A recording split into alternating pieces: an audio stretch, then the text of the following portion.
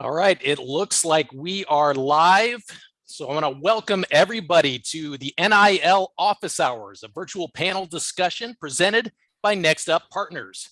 It's been just 113 days since the rules for name, image, likeness were put into place. Initially, there was a mad dash with brands and athletes, but since then, things have tapered off a little bit. Today, we brought in two startup founders who can speak to the NIL trends and issues regarding NIL compliance from the front lines. I'm your host, Jeramie McPeek. I'm a digital and social media consultant who has worked in both sports and entertainment for more than 25 years, and I'm a proud member of NextUp Partners. For those who are not familiar, NextUp Partners and NextUp Ventures were founded with the intent of accelerating innovation in sports. We have over 50 members within our network of former senior level sports executives and subject matter experts. Through our unique model, we have created the ability to provide flexibility to companies at all stages, yet still have scalability for our clients. So if you need help connecting the dots in this new space between brands and college athletes, NextUp can open the doors to NIL leaders like our guest today and assist you in making your activations turnkey for all involved. Now, I know you didn't log on to this stream to listen to me talk, so let's get to our special guests today, who are two experts in this new world of name, image, likeness. First up, I'm excited to introduce you to Luke Bonner of Power Forward, a Techstars-backed company which is helping athletes make money by powering their personal stores. Luke is one of the founders of the company and was a former college basketball player himself at UMass before transitioning into a successful career in advertising and television. Luke, I've got to ask you before we, one quick question before we introduce our fellow panelists. Were you a power forward yourself? I was the original stretch five. I was the 7-footer that was allergic to the paint. It would only be chuck threes. So I would probably be like a max contract guy in today's day and age. But unfortunately, I was a little bit ahead of my time. I walked so that Mo Wagner could run, basically. Got it. Stretch five probably isn't as good a company name as Power Forward. No, I appreciate that. But also joining us is Lyle Adams of Spry, a former pro soccer player and a member of the 2007 NCAA Men's Soccer Championship team while at Wake Forest. Lyle was also one of the first 100 employees of Uber, so knows a thing or two about successful startups. And of course, now he is the CEO of Spry, which is a third-party technical solution developed to help universities navigate and comply with the NIL landscape more easily. Guys, thank you both for joining us today. Let's jump right into some NIL topics, and then we can open it up for some questions for our virtual audience as well. So for everyone watching along, please feel free to put in your questions in the Q&A box there in the Zoom. And we will get to some of those here as we go. But as I mentioned right at the top, it's only been 113 days since NIL rules were put into place. What are some of the trends and observations or maybe key learnings and takeaways that you guys have both seen for both brands and athletes? Luke, go ahead. Yeah, I mean, I would say that it's been this weird hybrid of thirstiness and reluctance / caution, like playing out at the same time. So I would say like when July 1st hit, it was like a mad dash, right? College athletes, a lot of athletes you saw like just like posting straight up, like any brands that want to work with me, like hit me up. My DMs are open, right? That's kind of like how it started.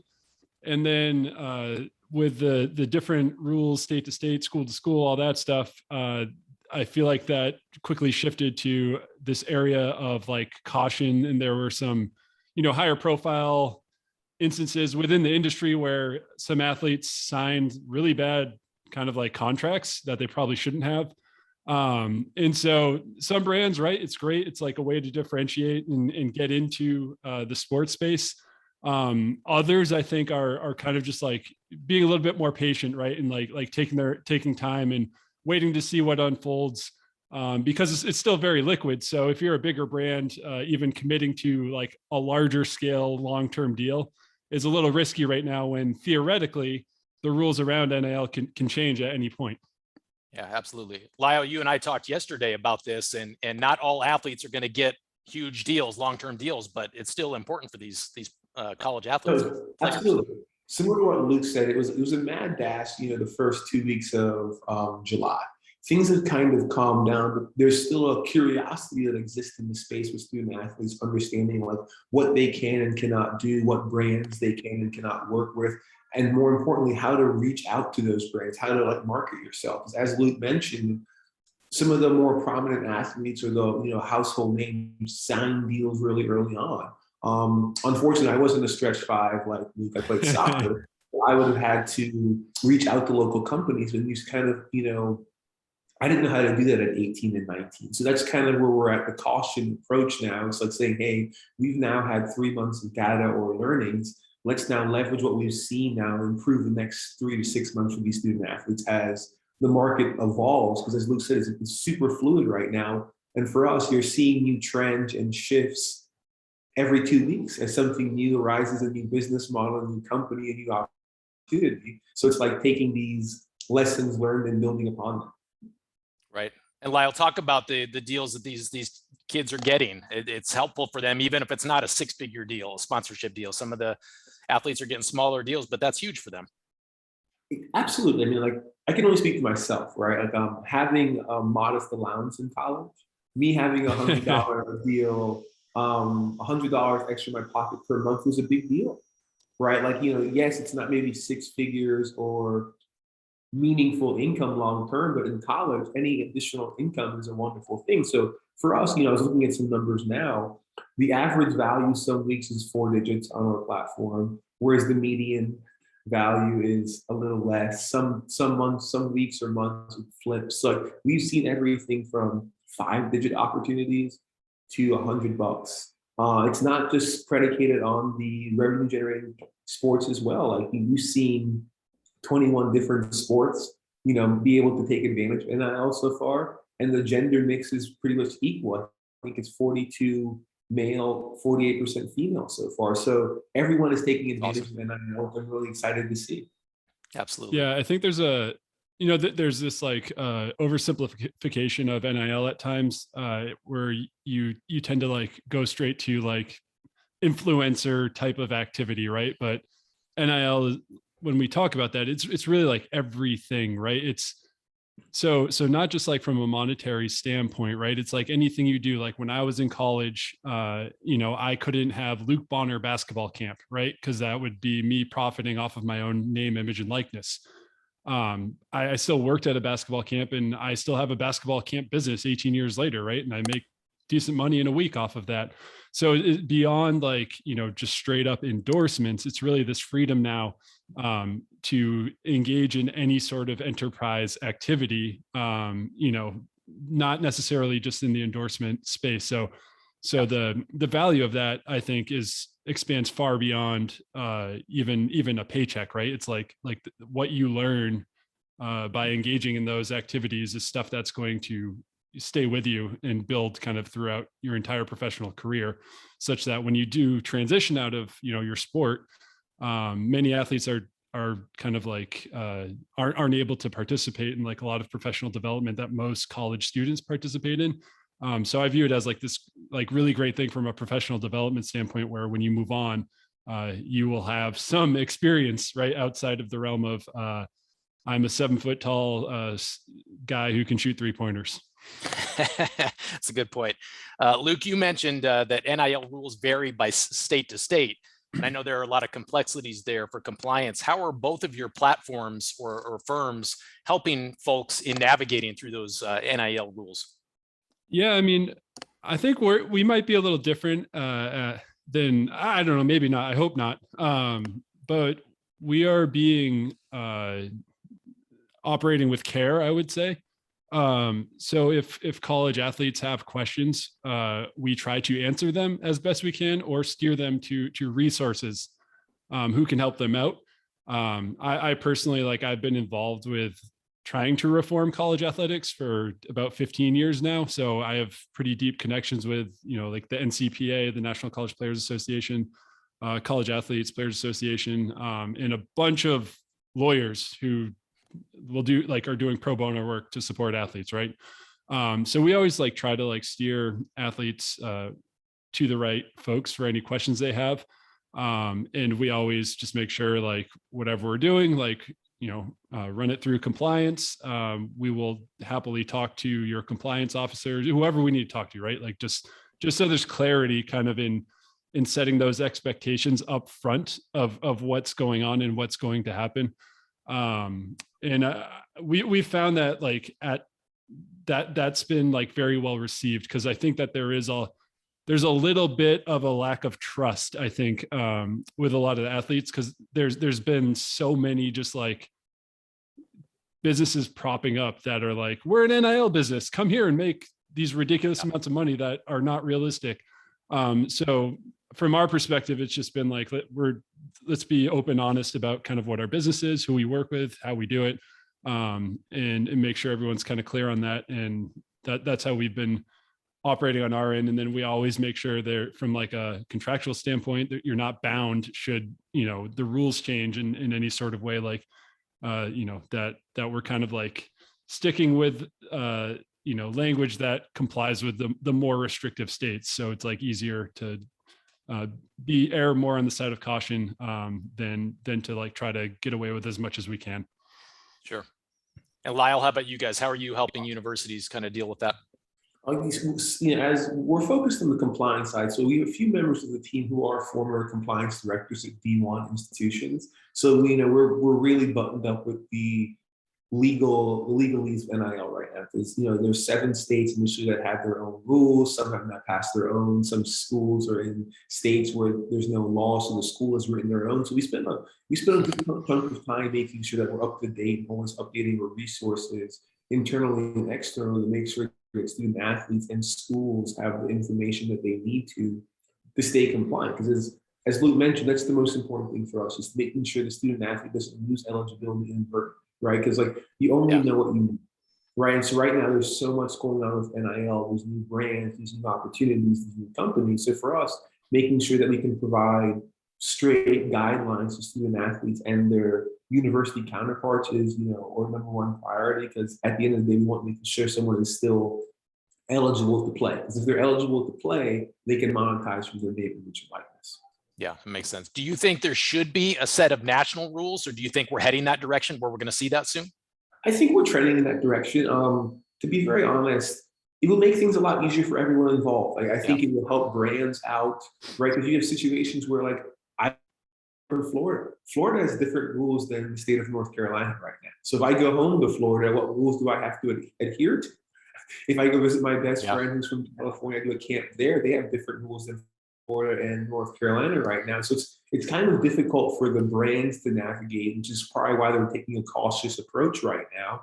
And more importantly, it's difficult for the student athlete, right? Like who am I supposed to talk to when I'm traveling across both lines, or I live on the border of two different states, right? So I think national legislation or some uniformity will help everyone out and hopefully level the playing field. I don't know if you saw a case recently in the state of Florida.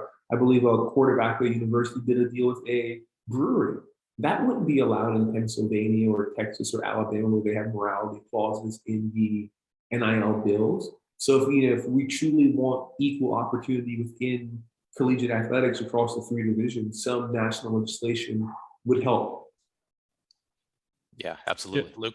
I think the challenge on that is that really the NCAA had an opportunity to establish uniform rules, but didn't want to, and kind of washed their hands of it. And then that's kind of how this emerged, right? Because you left it up to the hands of, at that point, without being able to unionize, without being able to do kind of other tactics. It was like lawsuits, and politicians were the only way that we were able to get to NIL reform. And this has been, a long time kind of in the making. So I think uniformity like would be great for people like me. But that said, I feel like a lot of times what gets lost in this conversation, which I think is going to be really interesting over the next year or so, is we always talk about what's happening in Capitol Hill, what's happening in Indianapolis with NCAA, what the big conferences are planning. I'm kind of curious to see what happens now from like an athlete side of things. Like I think we were pretty close to to basically a boycott in the Sweet 16 last year amid the pandemic. So now with like athletes kind of like learning like, oh, wait, my time is worth something.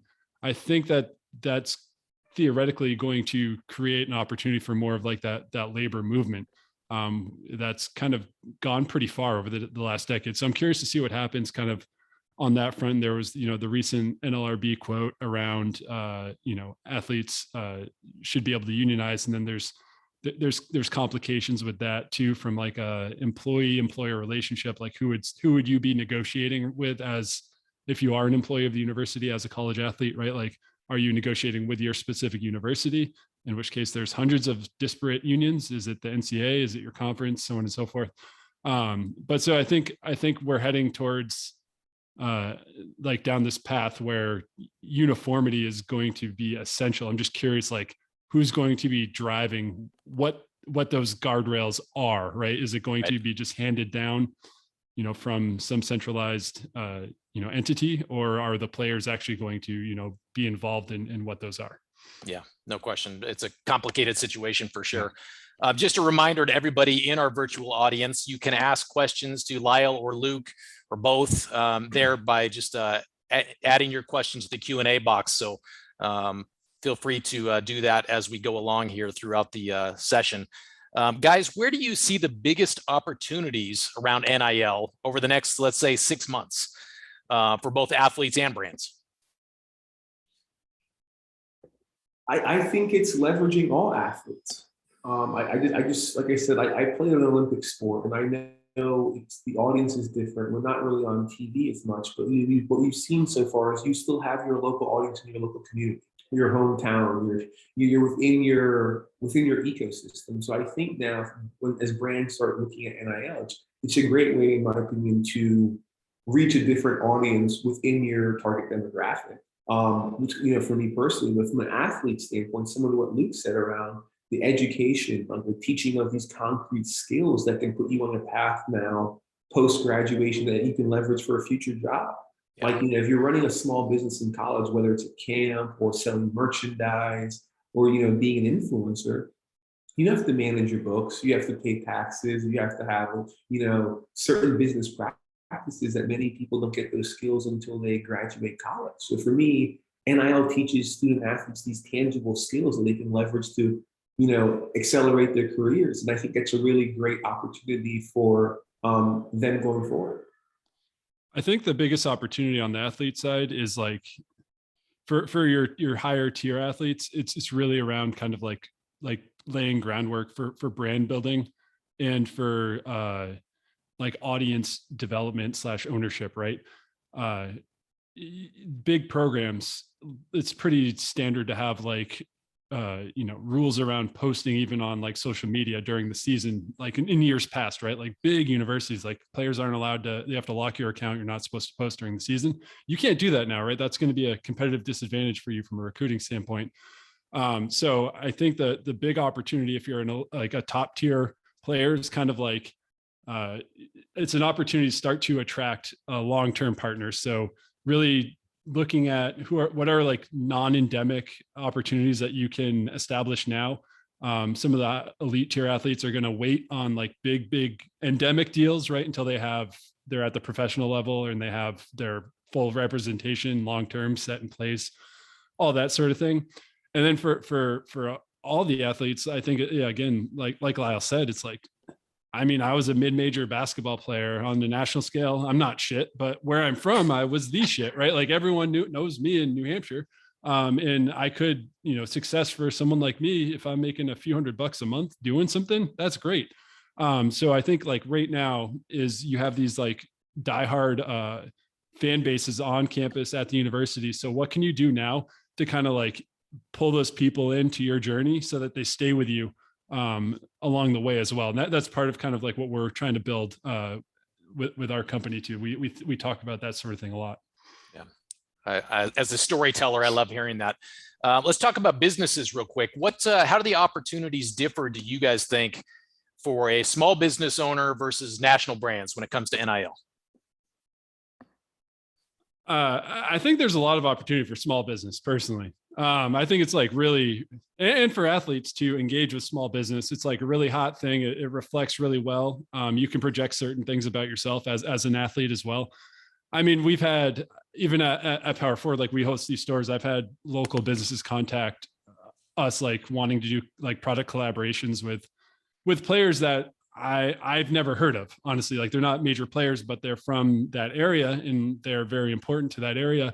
Like we've had a propane company, right, that wants to like do a t-shirt with an athlete like through their Power Forward store, and they're gonna like pay the athlete a small guarantee to do that. And that stuff's like really cool. But I think from like a local business standpoint, that's like a really good way to engage, and it's kind of like a safe way for a lot of athletes too. I mean, my brother was an NBA player for 11 years, and he had a sandwich blog for NBA.com, and it's really stupid, kind of silly thing, right? But like he would always talk about all these like mom and pop sandwich shops, and I've been in Concord, New Hampshire, where we're from, and I've run into people and they're like, I'm a 7-foot guy, and they're like, hey, we're actually from San Antonio. We came here because we wanted to go to Beefside because Matt always talks about Beefside. Like, I don't know, there's really cool ways, I think, on the small business side. And then from a big brand standpoint, it's no different than what you're already doing. It's just you have unlocked a new pool, right, of people who can reach audiences, in ways that all the big brands are already doing. Lyle, any thoughts you want to add to that one? The small mom and pop shops have such a really great opportunity because many of them are in college towns, right? Or like, these locales that, the university is the big fish on campus. So, you can now reach a student population if you're opening a new store a lot more efficiently, in my opinion, through a partnership instead of paying for ads on whether it's Google or Facebook, which might be like, a very clouded opportunity. Whereas partnering with someone from that hometown or someone on that, soccer team or women's volleyball team can get you a lot of new users and customers, and you could use that to get, grow your momentum as you start your business in those opportunities. So I think there's great opportunities for both, but I think a lot of small businesses now will realize how powerful this can be as we keep learning more about NIL. Yeah, absolutely. All right, we got one question from the audience. We'll ask that, and then we'll wrap up. How do you guys see the market adjusting for the inevitable correction? And will companies wait for more proven ROI and KPIs on these young athletes before paying out big contracts?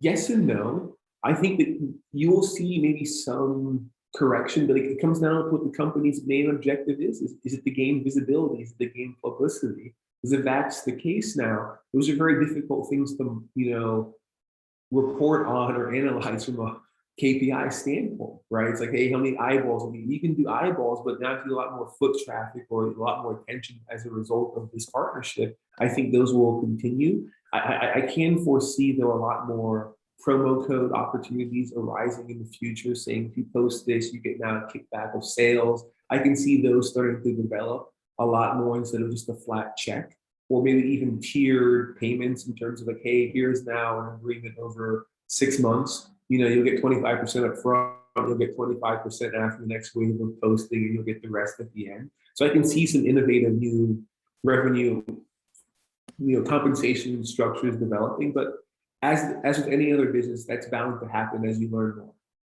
I actually think it's going to pick up from where it is right now. It's so new and people aren't totally sure. So it's a lot of like testing the waters.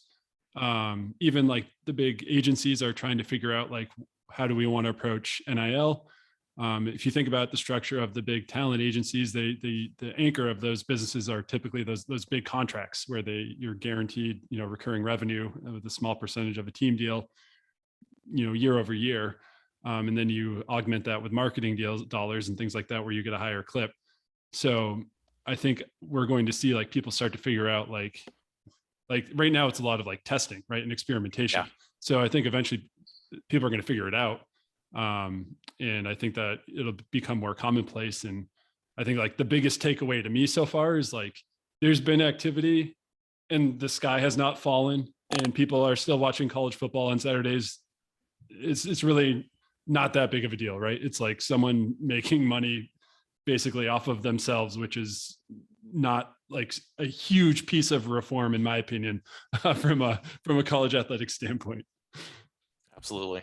Well, I want to thank both of our guests, Luke Bonner of Power Forward or Switch 5, maybe, and Lyle Adams of Spry for joining us today. Really appreciate you guys. And I want to thank everybody who logged in to learn and participate with us. I also want to invite you all to join us for our NFT Office Hours virtual event next Thursday, October 28th, which will feature Own the Moment, the leading community for NFTs. And then we will also be hosting another NextUp demo day in November. So keep an eye on our LinkedIn for more information on that opportunity. And with that, I want to say thank you once again to everybody for joining us. And I hope you guys have a good rest of your week. Thanks for having us. Thank you for having us. Thanks, guys.